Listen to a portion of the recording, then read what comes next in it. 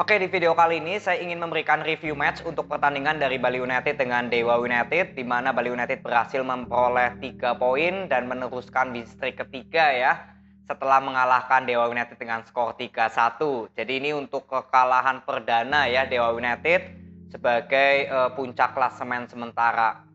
Jadi untuk jalannya pertandingan di babak pertama ya, kalau kita lihat bahwa Bali United sebetulnya sudah ada peluang emas di awal-awal menit. Ya, lalu gol dari M. Rahmat juga dianulir karena memang posisinya sudah offside. Yang paling penting adalah Bali United ya, dalam 3 pertandingan terakhir ini sudah bermain cukup konsisten dalam hal pressingnya. Ya, saya sudah mengatakan bahwa selama Teko untuk Bali United bermain seperti ini, saya bilang ya Teko perlu dipertahankan. Karena jelas Teko sudah memberikan perubahan untuk gaya permainan Bali United. Ya, dari pressingnya ini sudah terlihat cukup bagus. Dewa United, Madura United ya yang bermain dengan bola possession itu berapa kali bisa tercounter dengan strategi pressingnya pemain Bali United. Ya, dari sektor sayap, sektor tengah pressingnya cukup bagus. Ya, tapi memang sebetulnya penampilan Sidik Saimima di sini ya yang saya bilang mungkin sedang underperform. Jadi berapa kali Sidik Saimima ini untuk menutup lini tengah Dewa United ya itu berapa kali sering telat. Inilah yang berapa kali dimanfaatkan oleh Egy, Majed Osman ataupun Ricky Kambuaya, itu berapa kali juga memberikan peluang untuk kiper dari penjaga gawangnya Bali United ya, Maringa. Ya, ini yang saya lihat dari Sidik Saimima yang masih sedikit mungkin kurang cepat lah untuk menutup pergerakan di sektor tengahnya Dewa United. Ya, lalu untuk masalah penyerangan, ini kan yang saya berapa kali ingin lihat untuk Bali United. Nah, di pertandingan tadi itu baru terlihat bahwa sektor tengahnya hidup. Kenapa? Karena kalau saya lihat Rashid lebih didorong ke depan. Ya, dan Sidik Saimima lebih ke pemain untuk gelandang bertahan.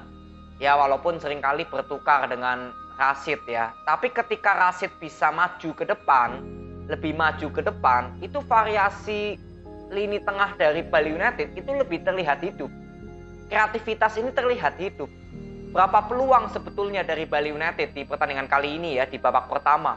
Itu kalau kipernya lagi nggak bagus, saya kira ya Bali United bisa menang banyak.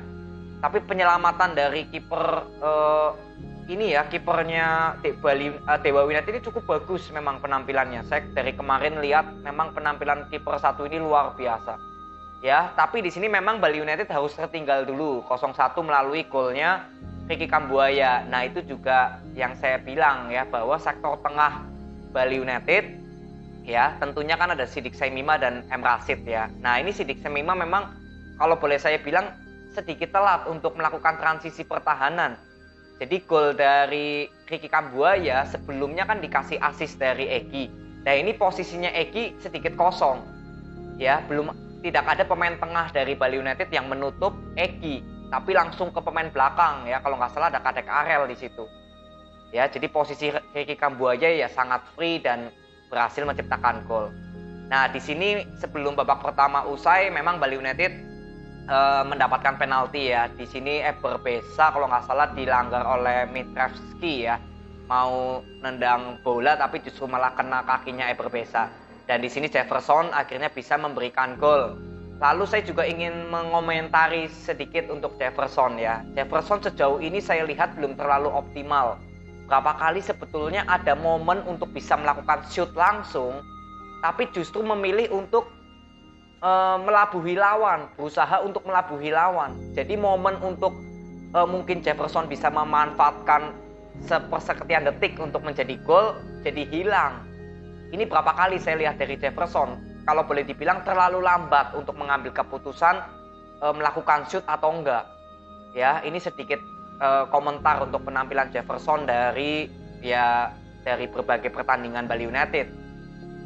Lalu kita masuk di babak kedua. Ya, di babak kedua di sini Spaso memang berhasil menciptakan gol ya di menit ke 72 dan itu memang ada sedikit ya mungkin ada kesalahan dari pemain belakang Dewa United ya yang tujuannya ingin mengclearance bola tapi justru kena dengan pemain belakangnya Dewa United. Jadi bolanya justru ke arah Spaso dan Spaso dengan keras itu menembak dari sudut yang boleh dibilang cukup sempit juga.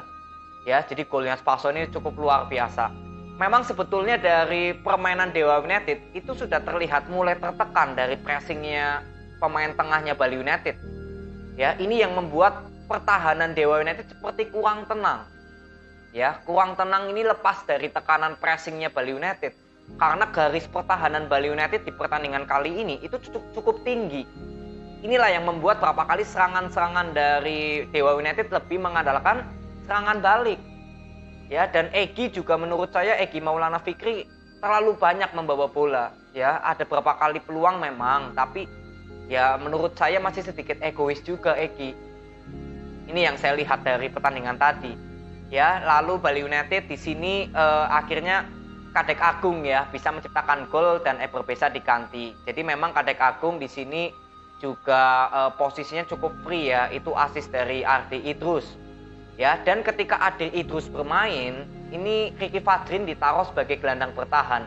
Dan kalau saya lihat selama 13 menit ya, artinya setelah Sidik Saimima diganti oleh Ardi Idrus, artinya kan posisinya Sidik Saimima diganti oleh Ricky Fadrin. Nah, itu justru saya lihat lini tengah Bali United itu lebih rapat lagi di sektor pertahanan. Jadi ketika Bali United sudah unggul 3-1, artinya kan Dewa United akan tampil lebih menyerang.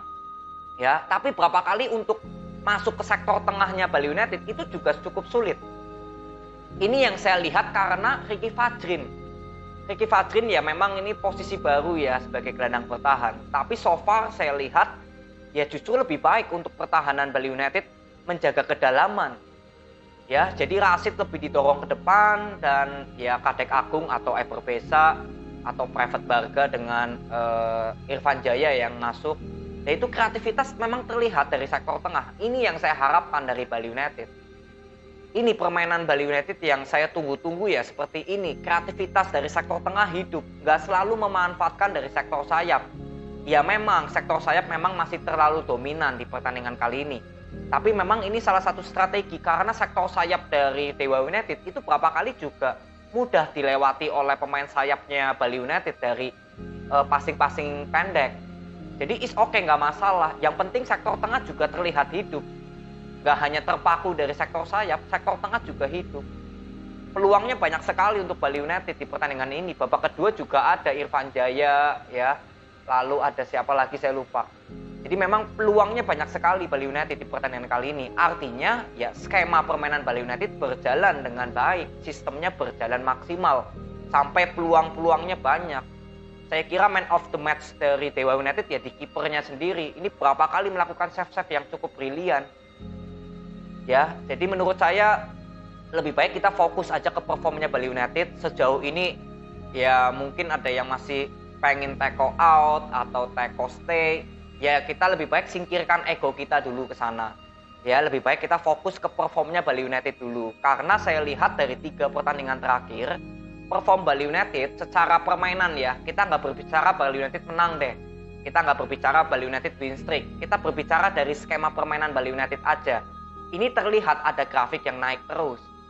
Maka dari itu saya bilang berilah kesempatan kepada Teko dan ini pembuktian menurut saya. Teko sudah mungkin melakukan evaluasi apa yang perlu dilakukan agar permainan Bali United bisa kembali lagi ke jalur juara gitu loh, ke papan atas. Dan ini terlihat evaluasi yang dilakukan oleh Teko. Tinggal konsisten aja sudah untuk permainan Bali United seperti ini di bawah dari Teko. Ya, jadi menurut saya ya kita hilangkan ego kita dulu, ya kita fokus aja untuk melihat sejauh mana permainan dari Bali United bisa konsisten. Ya mungkin di saat nanti ada hasil-hasil kurang baik ya kita support dulu.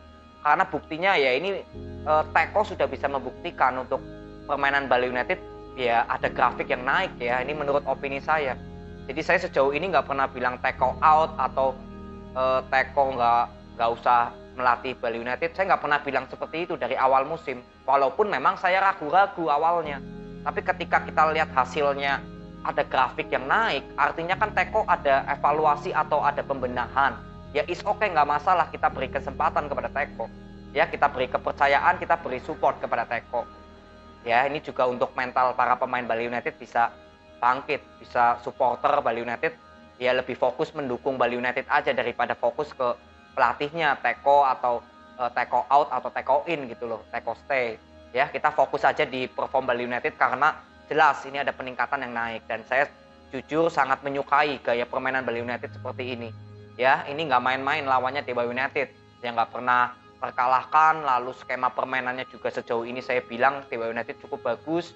Ya ini buktinya bisa kesulitan untuk keluar tekanan dari pressingnya Bali United. Memang ada peluang, tapi peluangnya memang ya yang berbahaya lebih banyak dari Bali United gitulah intinya.